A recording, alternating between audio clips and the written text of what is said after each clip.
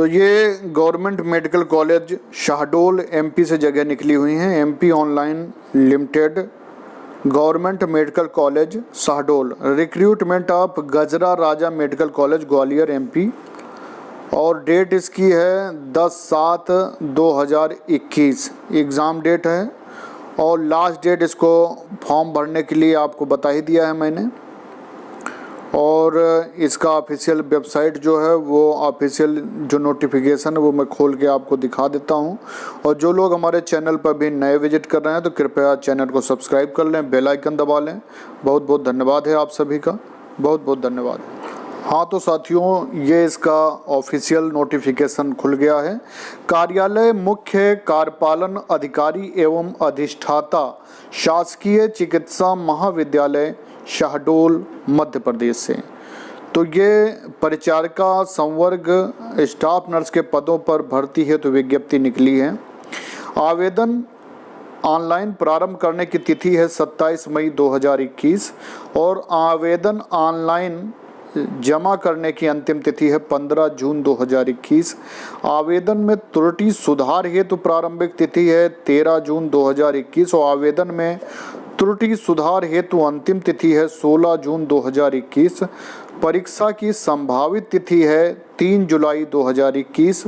परीक्षा संबंधी आपत्ति दर्ज करने की तिथि है 12 जुलाई से 14 जुलाई 2021। परीक्षा समय एवं स्थान की जानकारी पृथक से प्रसारित की जाएगी। आवेदन शुल्क की बात की जाए तो आरक्षित वर्ग हेतु ₹1100,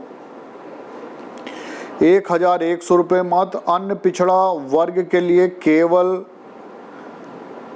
गैर क्रीमी लेयर एवं आर्थिक रूप से कमजोर वर्ग हेतु ₹1000 एवं अनुसूचित जाति एवं अनुसूचित जनजाति हेतु 900 रुपये राशि ऑनलाइन जमा करनी होगी। टिप्पणी, अभ्यर्थी का आधार पंजीयन अनिवार्य है। परीक्षाओं में मूल फोटो युक्त पहचान पत्र लाना अनिवार्य होगा। मूल फोटो युक्त पहचान पत्र के रूप में अभ्यर्थी मतदाता पहचान पत्र, पैन कार्ड, आधार कार्ड, ड्राइविंग लाइसेंस तथा पासपोर्ट में से कोई एक को चयनित कर सकता है। UIDAI के द्वारा सत्यापित वेरीफाई होने पर ही आधार मान्य होगा। मूल फोटो युक्त पहचान पत्र के अभाव में परीक्षार्थी को परीक्षा में सम्मिलित होने से वंचित कर दिया जाएगा। अभ्यर्थी को विनिश्चित मूल परिचय पत्र के अतिरिक्त अपना आधार कार्ड, आधार कार्ड, आधार कार्ड की छाया प्रति, आधार नंबर, आधार विद की जानकारी लाना अनिवार्य है। परीक्षा में प्रवेश के समय एवं परीक्षा के दौरान बहुस्तरीय बायोमेट्रिक सत्यापन अनिवार्य है। परीक्षार्थियों को परीक्षा में रिपोर्टिंग समय तक परीक्षा केंद्र में प्रवेश की अनुमति होगी। इसके पश्चात विलंब से आने वाले अभ्यर्थियों को प्रवेश की पात्रता नहीं होगी। परीक्षा कक्ष में इलेक्ट्रॉनिक डिवाइस यथा mobile phone, calculator, log tables आदि, तो इसमें काफ़ी रूल्स हैं, उनको आप जो फॉलो जरूर करें। लॉग टेबल्स एवं नकल पर्चा आदि के उपयोग पूर्णतया वर्जित है। ऑनलाइन आवेदन पत्र क्रमांक के द्वारा ऑनलाइन परीक्षा हेतु तो अभ्यर्थी अपना प्रवेश पत्र प्राप्त कर सकते हैं। अतः आवेदन पत्र क्रमांक आवश्यक रूप से संभाल कर रखें, जिसकी समस्त जिम्मेदारी आवेदक की होगी। परीक्षा केंद्र पर आवेदक को काला बॉल पॉइंट पेन तथा परीक्षा हॉल में प्रवेश हेतु MP ऑनलाइन पोर्टल से डाउनलोड किए गए प्रवेश पत्र साथ लाना अनिवार्य है। परीक्षा का माध्यम अंग्रेजी होगा। किसी भी परीक्षार्थी को परीक्षा प्रारंभ होने के पश्चात परीक्षा समाप्ति तक परीक्षा कक्ष छोड़ने की अनुमति नहीं होगी। आवेदन पत्र भरते समय अभ्यर्थी के किसी भी प्रमाण पत्र का परीक्षण MP ऑनलाइन द्वारा नहीं किया जाएगा। अभ्यर्थियों के मूल दस्तावेजों का परीक्षण संस्था द्वारा किया जाएगा। अतः कंप्यूटर आधारित ऑनलाइन परीक्षा में अभ्यर्थियों की पात्रता पूर्णतया प्राविधिक यानी कि प्रोविजनल होगी। अभ्यर्थियों का मध्य प्रदेश राज्य के रोजगार कार्यालय में जीवित पंजीयन होना अनिवार्य होगा।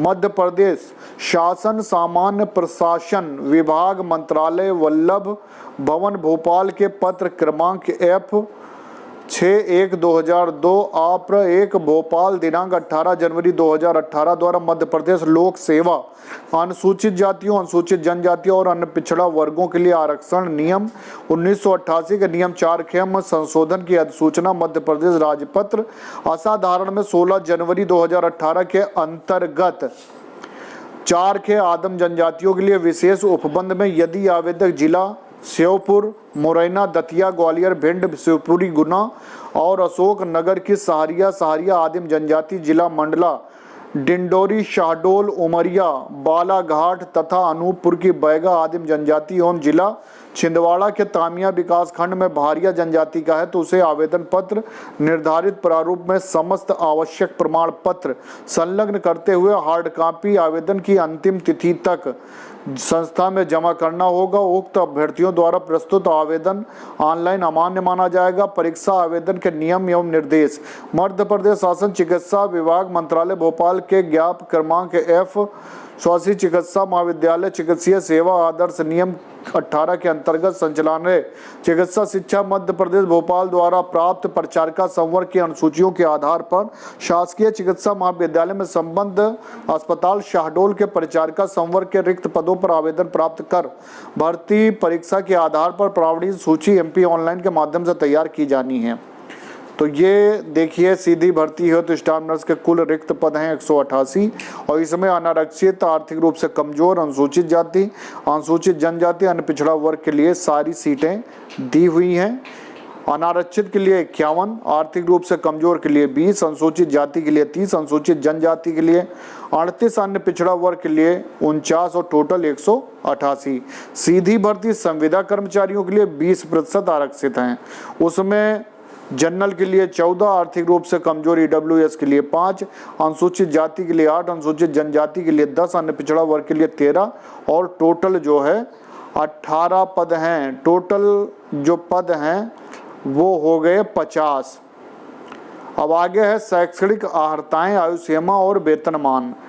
स्टाफ नर्स के लिए 5200 से 20,200 प्लस 2800 ग्रेड पे है और लेवल 7 न्यूनतम वेतन 28,765 वर्ष तक इनकी आयु रखी गई है। पदों की संख्या में नियमानुसार वृद्धि या कमी भी की जा सकती है।